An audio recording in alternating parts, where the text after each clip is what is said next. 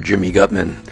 Let's look at an interesting topic today, the immune system. What is the immune system? Well, there's so many definitions, but let's look at a real simple one. Think of your immune system as your body's primary defense system. Now, defense against what? Well, defense from something we call a foreign antigen. Classic examples would be a bacteria, or a fungus, or a virus, or a parasite. All of these are not supposed to be in your body. Now, given that the topic everybody is talking about these days is viral disease, let's take a closer look at my favorite topic, glutathione and viral disease. If you go to PubMed, which is the most reliable source of original research, let's get an idea of how many publications have been posted there on this very subject. If you enter the key terms glutathione and virus into the search engine, you're going to get back somewhere around 3,500 different articles. And of course, it's important to know how many of these have looked at humans. If you add the filter human to that, you're coming up with almost 2,000 articles on this topic. That's a lot of research. So how does this all work? Well, let me give you a little course on the immune system.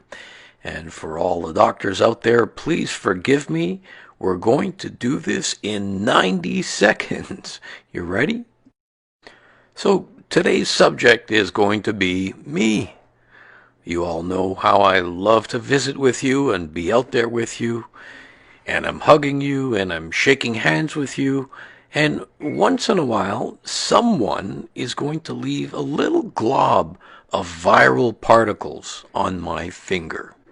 You see it there, that green thing at the end of the arrow. So now I'm carrying this virus. It's on my finger. And a little later on, I forget about hygiene and I rub my eye. This gives a viral particle the opportunity to get into my bloodstream. And almost immediately, you see that viral particle being surrounded by white blood cells. These are our frontline soldiers of the immune system, and they're going to try to destroy that viral particle. But in a short period of time, there might be hundreds or thousands, and after a while even millions of these viral particles. But I only have a certain number of white blood cells. Clearly they're going to be outnumbered. How do I continue the battle? Well, my white blood cells start to make clones of themselves. They multiply over and over and over again, trying to build up their numbers to win. And in their ideal situations, this division can take place 500 times. That's not 500 white blood cells. That's 500 divisions. So you can't even fit a number that large on your calculator. But here's the thing.